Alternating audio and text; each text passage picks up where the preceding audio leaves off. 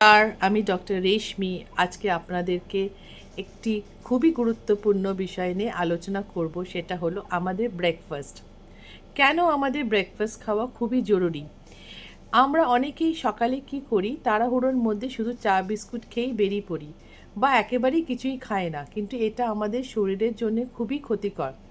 ভাবুন তো, আমরা সারা রাত 6 থেকে 8 ঘন্টা আমরা না খেয়ে থাকি। এই সময় আমাদের শরীরে একেবারে ফাস্টিং অবস্থায় থাকে। সকালে উঠে যদি আমরা ঠিকমতো ব্রেকফাস্ট না করি তাহলে কিন্তু শরীর আমাদের একেবারে দুর্বল হয়ে পড়ে।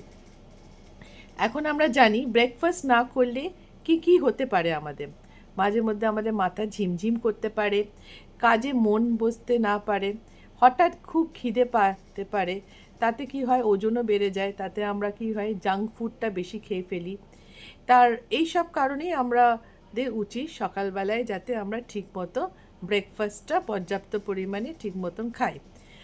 আর দীর্ঘদিন এইভাবে চললে কি হয়, যদি না খেয়ে চলি, ভবিষ্যতে কি ডায়াবেটিস বা ব্লাড সুগারের বেশি ঝুঁকি আমাদের শরীরের জন্য বেড়ে যায়। তাই একটা কথা আমাদের মনে রাখতে হবে যে আজ থেকে একটা ছোট্ট পরিবর্তন করুন। সকালে নিজের ও পরিবারের জন্য 10 মিনিট সময় দিন আর সঠিক ব্রেকফাস্ট অভ্যাস গড়ে তুলুন। কারণ হলো, সকালটা ভালো হলেই তো পুরো দিনটাই আমাদের ভালো যায়। ধন্যবাদ।